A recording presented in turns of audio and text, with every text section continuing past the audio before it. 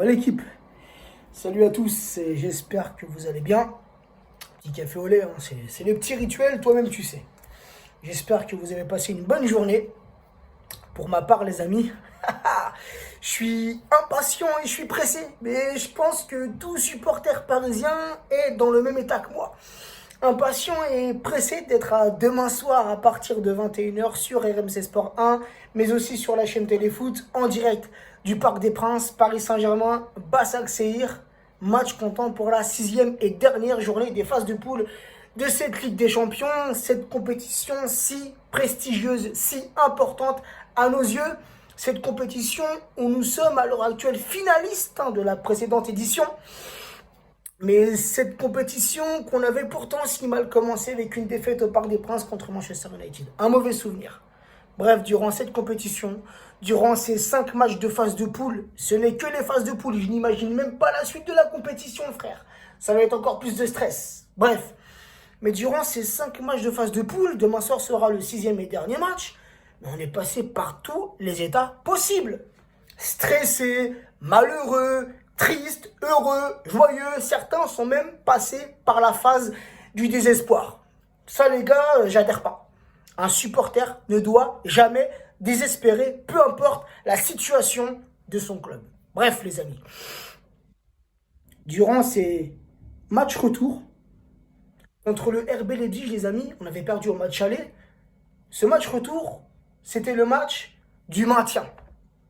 Cette qualif, mais non, cette victoire, pas cette qualif parce que rien n'est encore fait, rien n'est encore acté, mais cette victoire contre le RB Leipzig nous a permis de nous maintenir dans la course pour la qualification à ces huitièmes de finale. Ensuite, la semaine dernière, il y a eu ce déplacement, ce match à Old Trafford. C'était le match de l'espoir. Cette victoire nous a, nous a permis d'espérer pour la qualification pour les huitièmes de finale. Et demain soir, les amis, même si les Turcs du Başakşehir n'ont plus rien à perdre. Ils sont éliminés de la Ligue des Champions, mais aussi de l'Europa League. Ils n'ont plus rien à jouer. Donc pour eux, ce sera le match de l'honneur. Attention les gars, rien n'est joué pour demain soir. Mais demain soir, les gars, c'est le match de la confirmation. Comme quoi le Paris Saint-Germain mérite d'être en huitième de finale de cette compétition. Et on doit y croire. On y croit cette victoire. Bref, les amis, au match aller, le Paris Saint-Germain s'est imposé un peu durement chez eux, chez les Turcs, 0-2. Le Başakşehir, les amis, sur leurs 20 derniers matchs, toutes compétitions confondues, c'est un bilan qui n'est pas très positif. Seulement 7 victoires, 4 nuls pour 9 défaites. Côté parisien, sur nos 20 derniers matchs, toutes compétitions confondues, j'ai l'impression à chaque avant-match de me répéter parce que c'est toujours le même bilan. C'est 13 victoires, 1 nul pour 6 défaites. Lors du précédent match de Ligue des Champions, c'était donc la semaine dernière, le Başakşehir recevait le RB Leipzig. Un match fou, les amis, où il y a eu énormément de buts. Victoire des Allemands, 3-4. Et le Paris Saint-Germain s'est déplacé sur la pelouse de Manchester United. Il fallait impérativement s'imposer, le match de l'espoir. Et le Paris Saint-Germain a su s'imposer 1-3. Et ce week-end, il y a eu un match de championnat pour les Turcs. Donc le Başakşehir s'est déplacé, j'espère que je vais bien le prononcer, à Yeni Malatyaspor. Moi, je ne connais pas ce club. Bref, match nul entre les deux équipes, 1-1. Et le Paris Saint-Germain s'est déplacé à la Mosson, victoire contre Montpellier, 1-3. Un petit récapitulatif, les amis, sur le classement. Un classement grave serré, frérot. C'est un truc de fou. Premier, Manchester United avec 9 points. 3 victoires, 2 défaites, 13 buts marqués pour 7 buts encaissés. Donc Manchester, c'est actuellement la meilleure attaque du groupe. Et je pense que c'est pour cela que Manchester est premier. Second, le Paris Saint-Germain aussi avec 9 points, 3 victoires, 2 défaites, 8 buts marqués pour seulement 5 buts encaissés. Le Paris Saint-Germain, c'est la meilleure défense du groupe. Ensuite, à la troisième place, le RB Leipzig avec aussi 9 points, 3 victoires, 2 défaites, 8 buts marqués pour 10 buts encaissés. Et quatrième est déjà éliminé de cette compétition. Le Başakşehir avec seulement 3 points, une seule victoire, 4 défaites, 6 buts marqués pour 13 buts encaissés. Donc, les gars, pour demain soir, il y a plusieurs scénarios envisageables pour la qualification du Paris Saint-Germain. Mais nous, on va se baser que sur la victoire du Paris Saint-Germain, les 3 points, la victoire en espérant prendre la première place du groupe et se qualifier pour les huitièmes de finale. J'ai confiance en Tourelle, j'ai confiance en nos joueurs et j'en suis sûr, ils vont le faire. T'as vu, nous, nos joueurs, c'est ça. Notre équipe, c'est ça, les frérots. Parfois, on met trop d'espoir en nos joueurs et on est déçu. On est déçu du match et parfois même, on s'incline parce qu'on a mis trop d'espoir. Et tu vois, des fois, on est pris par le doute, non pas par le désespoir, hein, mais on est pris par le doute. On se dit, putain, mais tu vois, en ce moment, on n'y arrive pas, ça joue mal et tout.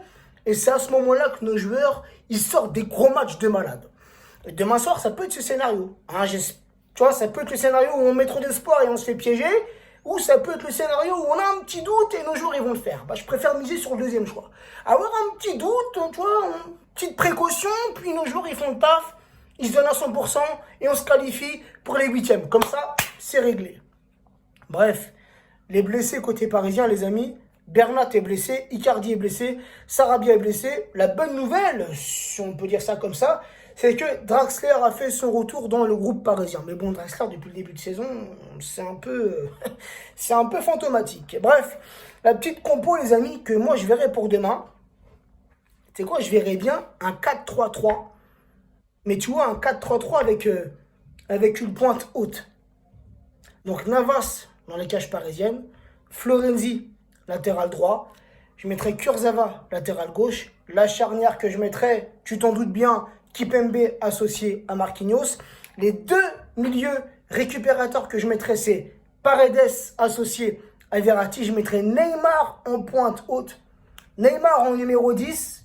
Et offensivement, les amis, deux joueurs qui brille plutôt bien depuis le début de saison, bah surtout en Ligue 1 pour Mbappé, mais je mettrais Mbappé et Keane offensivement. Di Maria, tu vois, malgré que j'aime beaucoup ce joueur, malgré que c'est un joueur qui apporte beaucoup pour le collectif parisien, tu vois, c'est son pied gauche, il est magique, mais dans ce système, tu vois, je mettrais Di Maria sur le banc et je le ferais rentrer en seconde mi-temps, tu vois. Mais je partirais vraiment sur un 4-3-3 avec une pointe haute en tant que numéro 10 qui est Neymar. Toi, Neymar, le distributeur, un Neymar dans ce rôle de meneur de jeu. Voilà, pour moi, c'est son rôle. C'est bien sur un côté gauche, mais vraiment, pour moi, Neymar, c'est un numéro 10, c'est un meneur de jeu. Un joueur qui construit. C'est lui qui construit, c'est lui qui distille les ballons. C'est dans ce rôle-là que moi, je préfère Neymar. Et pour demain soir, les amis, alors attendez, parce que je parle beaucoup, je vais finir quand même mon café.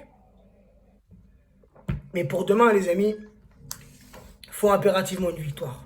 Impérativement. Hein, mais on ne pense pas au match nul ou pire encore la défaite. Non, impérativement une victoire. Hein, j'espère avoir un beau collectif. J'espère voir des Parisiens qui vont jouer les uns pour les autres.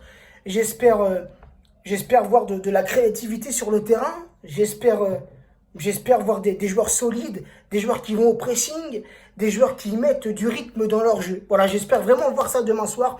J'espère que nos joueurs vont nous rendre fiers et heureux. Bref, les amis, mon petit prono, on a gagné 0-2 à l'aller. Et je verrai bien, là c'est au Parc des Princes, je verrai bien un 4-0 pour le Paris Saint-Germain. N'hésitez pas en commentaire à me donner votre compo et votre prono. Sur ce, prenez soin de vous, prenez soin des vôtres et bonne soirée à tous. Les amis, heureusement que mes avant-matchs ou mes débriefs, je les réécoute avant de les poster. La dinguerie que j'ai fait. Je pense que tu t'en es rendu compte. La dinguerie que j'ai fait sur la composition, frère. J'ai oublié un joueur. Je n'ai cité que 10 joueurs sur 11 dans mon 4-3-3. Le pire, c'est que j'écris tout. J'ai tout sous les yeux. C'est incroyable. Bref, je recommence la compo, les gars. Parce que franchement, je me suis complètement foiré. Pourquoi j'ai mis Di Maria sur le banc alors que je l'ai noté sur ma feuille? Bref, le 4-3-3, les amis, je resterai sur cette composition, sur ce système de jeu. Et je mettrai Navas dans les cages, Florenzi latéral droit, Kurzawa latéral gauche, la charnière Kipembe Marquinhos, les deux milieux récupérateurs, Verratti associé à Paredes. Hein, je trouve que ça combine bien l'ensemble, c'est compatible. Je mettrai donc Neymar en pointe haute dans ce rôle de numéro 10 de distributeur. Je pense que c'est là que Neymar peut faire montrer toutes ses qualités. ses qualités de dribble et ses qualités de passe. Ensuite, je mettrai Mbappé, ailier gauche. Di Maria, Miskin, que j'avais mis sur le banc, mais non, mon petit Angelito, je te mets titulaire. Je te mets à ce poste d'ailier gauche. Et Moïskine, les gars. Un Moïskine qui ne cesse de nous éblouir. Voilà, donc Moïskine dans ce rôle numéro 9. Donc là, la compo, les gars, je n'ai oublié personne. Un 4-3-3 avec 11 joueurs. Je m'en excuse pour la mauvaise compo que j'ai donnée dans mon avant-match. Allez, ciao la team.